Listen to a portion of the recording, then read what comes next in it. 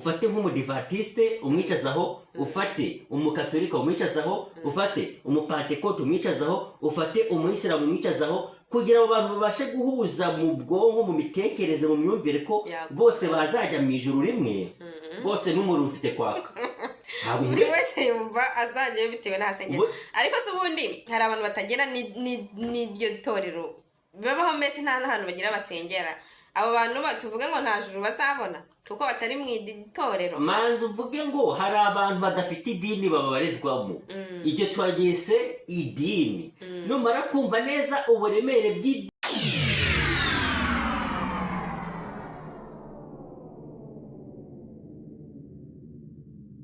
Family, twongeye kubasuhuza muherereye hose, haba mu Rwanda, haba mu Burundi, haba muri Mozambique, mwese ndabasuhuje. Nongeye kubaha ikaze hano ku nama za Queen 31 tubane muri uyu munsi tugiye kubagezaho ikiganiro cyiza cyane. Bifurije amahoro kandi ndabatangije. So murakoze. Uyu munsi rero tugiye kuvuga ku kintu bita idini. Ese ubundi idini n'itorero ni ibintu bitandukanye? Idini n'itorero.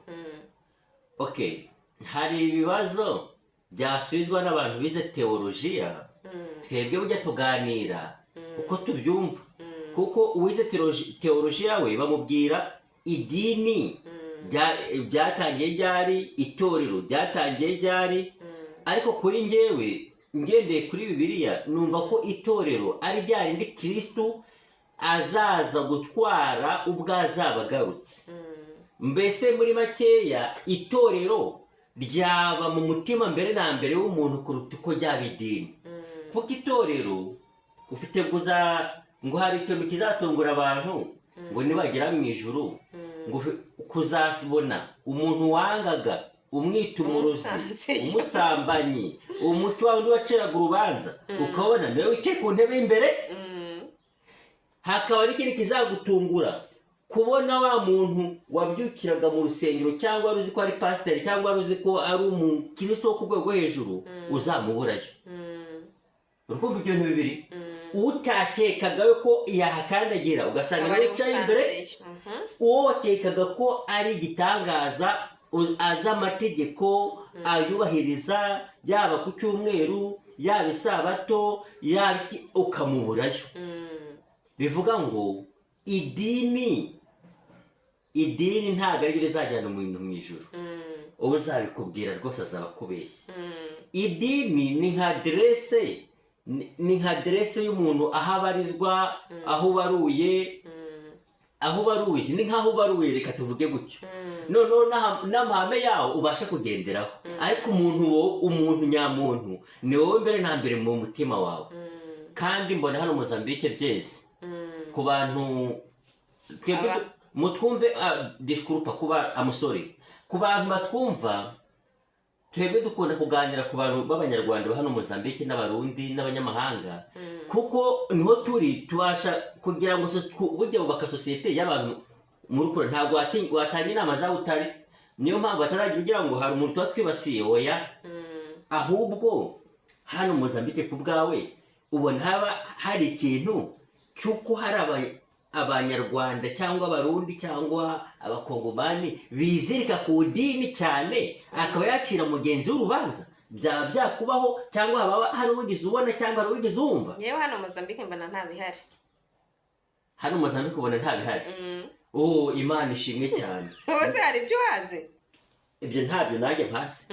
Ariko bifite kuzaza, reka tukiganire. Niyo mpamvu turi gukora kino kiganiro mu buryo bwo gukumira ko nawe ndo bitekerezaga mu mutima atarabyerura ngo abivuge byazamubaho. Gusa reka noneho niba hano Mozambique naba hari, ariko hari n'abandi badukurikira hari aho bari, ugasanga umuntu akomeye ku idini rye, ugasanga niba ari mu idini runaka, icyo cyonyine yumva ko gihagije kuba yaba ari mu murongo Imana ishaka, yaba ari kugendera mu nzira Imana ishaka. Kuba ari mu idini gusa, icyo cyonyine akumva kirahagije. Ariko hano nibutse ikintu. Hari umusore w'inshuti yanjye yarambagije umukobwa, ntagire amanyumva nabi, yarambagije umukobwa w'umudivantiste. Abadivantiste muze ko mbakunda muri inshuti zanjye, ntimunyumve nabe, reka mvuga ukuri. umusore arambagije umukobwa w'umudivantiste, umukobwa ajya kumuperezanta iwabo, umusore iwabo baramwanga ngo kereka agiye mu badive. Baravuga ati kereka kujya tuva umukobwa wacu bwite, kereka uhinduye ukaza mu badive. Naho rwose hari aho usengera koko n'umurokore umusore, aho usengera ntayo imyizere yakihuye, umwana wacu utazamujyana mu atazagwa. Ese ku bwawe wemera ko umuntu ku bwawe wumva icyo kintu cyagikwiriye? Kwaba ababyeyi batandukanye abana bikundaniye kubera idini, ugasanga wenda umusore yujuje mbese ibisabwa cyangwa se byujuje byose byagomba bikenewe ko umusore yakubaka urugo, ariko bapfa ikintu bita idini. Bamusaba ko kugira bamwemerere mbese abo umwana wabo, kuko uko bamubona ni hafi nko kubikisi, nko kuba mbese muri makeya ko bidakwiriye ko bamushyingira atari umudivantiste. Mw'ababyeyi mw'abadivantiste, ibyo bintu koko uyu musore yarabeshye cyangwa ntiyabeshye? Ariko ku rundi ruhande ababyeyi nabo bafite reso. Ati kubera iki? Gute? None se agiye gushyingira umukobwa we, agiye kumushyingira se n'ugire mu Bagatulika cyangwa se mu rindi torero, kandi abadive ntabwo bemera. Ushobora gusanga ari n'umuntu ufite umurimo ukomeye mu rusengero, ubwo rero urumva najya mu rindi dini cyangwa se najya gushyingira mu rindi dini bari bumuce. None yakora iki? Uzajyanwa mu ijuru nuko yabaye umudive, yabaye umupantekote, yabaye umugatolika. Icyo uzaba warabaye cyose nta kizakujyana mu ijuru muri ibyo ngibyo, ahubwo itorero Kristo azaza gutwara ni babandi bakora ibihwanye n'ibyo yifuza mu mitima yabo.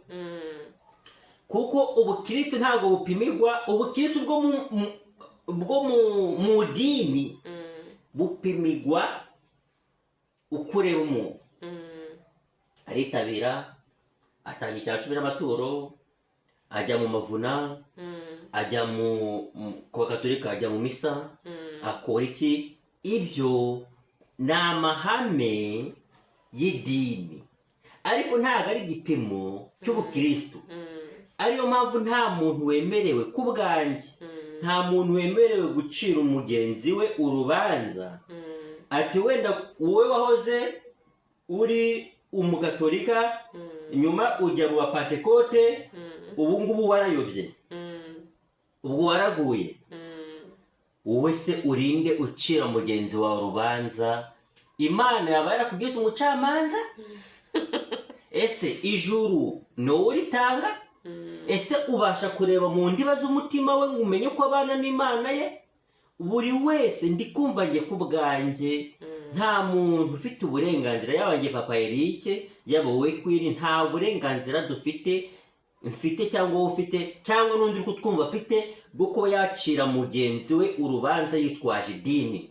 Oya, ubwo n'ubuyobe uzabigira gutyo. Azaba baye nk'abafarizayo mu gihe cyo kwica Yesu, bamuregaga ibyaha kandi ari ugasanga uri bukareka nk'urugero, hari aho bamubajije ngo kuki wakijije umuntu ku Sabato, biranditse muri Bibiliya. Arababaza ngo, niho mpamvu buno bagenda babihindura gato gatoya. Arabaza, none se kugira neza ku Sabato biranzwe? Ntabwo byemewe. Ese inka yawe, itungo ryawe nirirwa mu cyobo, Isabato itangiye uzarindira kurikuramo ariko irangiye? Ese umwana wawe nikubita mu cyobo cyangwa akagira ikibazo uzamutabara uko urangiye? Nuko aho niho bakuye ko buno abenshi buno basigaye bavuga kugira neza ku Sabato nta kosa ririmo. Ariko nuko Yesu Kristo yabikosoye. Mbere bumvaga ko atakabaye yaragize ute, yarakijije uriya muntu ku Sabato, bumvaga yari kumukiza Isabato irangiye. Ariko Yesu yaragikosoye. Ikibazo yarakosoye, ariko hari bamwe muri bo na n'ubu bakiziritse ku torero na ku dini, bagicira bagenzi babo imanza, bakumva ko niba ngewe Papa Eric ntasenga ku Sabato, bakumva ko nayobye nta juru nzajyamo. oya nshuti zacu ibyo ntabwo bikwiriye, kuko umugenga upima akabasha kumenya iki kirakwiye iki ntigikwiriye nureba mu mutima wawe uzatanga ijuru. Ntago ari njyewe Papa Eric, ntago ari wowe Queen, ntago ari wowe kutwumva, ntago ari pasitoro, ntago ari padiri, ntago ari shehe. Uzatanga ijuru ni Imana Rurema yaremye byose. Niwe mucamanza w'ukuri. Nta muntu wemerewe gucira mugenzi we urubanza. Abantu bari hano muri Mozambique bacira abagenzi babo imanza zijyanye n'amatorero, rwose ntabwo bikwiriye. Ufite urugero, hari igihe ubuse hari umuntu ujya nko mu rusengero agatanga cyagiye cyo gutura, agahita afata kwitanga, tuvuge kwitanga, ati njye ntanze wenda 500. Bagacurira, tugomba gucurira nyine mu rusengero, tugomba, kuko turi mu dini. Aho ngaho bitanze ni mu dini, ntabwo ari mu torero.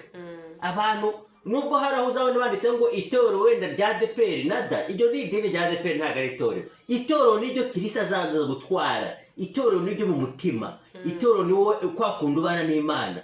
Bivuga ngo uwo ari wese ari mu torero, ahubwo bitewe n'uko agitwara bikamo. Yaba umukatolika, bivuze ngo itorero ni umutima w'umuntu. Itorero, idini ni hano tugenda tukajya idini na adresse. Bivuga ngo iki, nubona hari abo banditseho ngo ubundi hari abantu, kuko amadini ni nka koperative, baba bagerageza kwikururira abakiriya, abayoboke ne, kugira bagire abayoboke, agahita yandikaho ngo itorero wenda runaka, idini runaka. Idini ni adresse, itorero ni ryarindi Kristo abamwizera azaza gutwara. Kugira ngo ufate iyo myizerere, icyo kiganiro ugihuze, ko ufate nk'umudivantiste umwicazaho, ufate umukatolika umwicazaho, ufate umupantekote umwicazaho, ufate umuyisilamu umwicazaho, kugira ngo abantu babashe guhuza mu bwonko, mu mitekerereze, mu myumvire, ko bose bazajya mu ijuru rimwe, bose n'umuriro ufite kwaka. Buri wese yumva azajyayo bitewe n'ahasengera. Ariko se ubundi hari abantu batagera n'iryo torero babaho, mbese nta n'ahantu bagira basengera. Abo bantu tuvuge ngo nta juru bazabona kuko batari mu itorero. Manzi uvuge ngo hari abantu badafite idini bababarizwamo. Iryo twagise idini. Numara kumva neza uburemere bw'idini, aho butandukanye n'itorero, itorero niryo Kristo azaza gutwara. Numara kubyumva, aho no icyo gisubizo nawe urahita ushaka kukibwira. Itorero ryo Kristo azaza gutwara ntago ari adresse y'idini. Itorero Kristo azaza gutwara ni wa muntu w'imbere, ni wa wundi ndimo, atari urumvugisha umunwa, ni wa wundi ukurimo, atari abantu bakonaho inyuma, ni wa wundi ukurimo Imana ibasha kureba. Nangiye kuguha urugero bw'umuntu, ntangiye gutanga urugero bw'umuntu ujya mu rusengero akaba yakitangira 500 wenda mu gihe gukora runaka, ariko hari umuturanyi we atabasha guha, wakenera ubufasha wenda bw'amafaranga 20, akaba atakimuha. Ese biterwa n'iki? Nuko abakunzi Imana cyane, nuko abakunzi dini. Hari abantu mu dini kugira bagaragare, bagira ibyubahiro, yicara imbere, wenda si tubyanze gufasha abantu kugira ngo uteze imbere idini urimo. Idini ryawe urimo wateza imbere kuko ni koperative. Ntabwo yumva nabi, amadini ni koperative. Wowe Munyarwanda uri no Mozambique, we mu Burundi uri Mozambique, we mu Kongomani, uwaye wese wumva Ikinyarwanda, menya ko idini ari koperative. Aho waba usengera hose n'urugero ni nka koperative, kuko koperative ni wari wese abashaka kugira ngo yikururire. Nuzumva abadivi bavuga nabi, abapantekote bakavuga nabi, abakatolika bakavuga nabi, mbese abayisilamu, kumva uwari wese ari kuvuga nabi mugenzi we, kuko icyarimo niki ni nka koperative, ni itore, ni idini, uwari wese akurura yishyira. Niyo mpamvu nk'icyo twadutangira twavuzeho, ukavuga ngo umuntu iyo bamushyingira, uwo musore bamushyingira, abadivi bari kumuhana. wenda hari no mu gaturika wasanga bari kumuhana, wenda wasanga no mu bapantekote ubigenza icyo bamuhana. Kimwe nk'uko ababa bagaturika bafite ibyo bagenderaho, ababa bagadive bafite ibyo bagendera, buri dini yose ayo ni amahame y'idini. Niyo mpamvu nabigereranyije na koperative. Buri koperative igira amahame yayo, igira imigenzo n'imigenzereze, igira kondisiyo. Ubwo bivuga ngo iki? Ariko ntabwo izo kondisiyo arizo Kristo azaze kureba. Kristo nagaruka mu isi tugendeye kuri Bibiliya, aje gutwara be abamwizeye, azajyana itorero, azajyana abantu bakoze ibikwiriye ibiberanye. Waba uri muri iryo dini ukitwararika neza, waba uri no muri iri dini ukitwararika neza. Aha ikiganiro cyacu turi gukora ni ukugira ngo aba banyarwanda, abarundi, abakongomani, uwo ari wese twumva hano Mozambique cyangwa se uri no mu Rwanda no mu Burundi no muri Kongo, aho ariho hose aherereye, atazacira mugenzi we urubanza ku bw'idini cyangwa ku bw'itorero. Uzabikora azamenye ko ari gufata inshingano z'Imana, kandi uwo mutwaro cyangwa se izo nshingano ari iz'Imana. N'iz'Imana ntabwo ari izo umucamanza we. Wewe wigira umucamanza ntabwo ari ize, ahubwo ibyo bireba Imana kuko niyizi abayo. Bivuze ngo waba udafite n'idini ariko n'ubundi ukabana n'Imana neza. Okay, nta dini na rimwe ugira. Reka ndangize akora icyo ngicyo cyo nabivugaho. Biba byiza ko umuntu agize aderese. Kugira aderese ntabwo bigira uko bisa. Ariko aderese ufite ntikakubuze ubumuntu, izatuma kukareba kumenya, ariko ntabwo izakujyana mu ijuru. Iyo aderese twayegeranyije n'iki na koperative, ari byo twita amadini. Ibyo bintu ni amadini. Mfite aderese, mfite ndayifite, hari iyanjye, nawe ufite iyawe, n'utwumva afitiye, n'undi wese afitiye. Ariko itorero Kristo azaza gutwara ntabwo azaza ngo abanze ngo uvuge ngo ugiye mu badeveye, wazaza atwara itorero rye aho uzaba uri hose wejejwe, warakoze ibyiza, azagutwara. Ntabwo dukwiriye gupfa imyemerere, ahubwo umucamanza twabonye ari Imana yonyine. Imana niyo izabayo, nizi aho izabakura, niza kubatwara, niyo ikuzi kuruta uko we wamenya, niyo izi uyu uri kutwumva kuruta uko umugenzi wamuzi, niyo izi abantu mu mitima yabo kuruta uko abandi babona mu rusengero ryo mu mutima mbere na mbere, kuruta uko rizaba iry'abantu. Tubivugiye iki? Umuntu wese agume mu itorero rye, ubitewe agume ku myizerere ye, igihe abona ari byiza bimufasha. Ntabwo nagushimira kujya muri iri dini cyangwa muri iri, kuko idini si ryo rizajyana abantu mu ijuru. Ahubwo uwo ari we wese agerageze gukora iby'urukundo, kuko urukundo ari wo musingi uzatwara abantu mu bwami bw'ijuru, cyangwa munsi nshya ku babyizera, cyangwa nyuma y'ubu buzima. Urukundo n'imirimo y'urukundo n'imbuto zarwo nibyo bizaduherekeza tuvuye muri iyi si.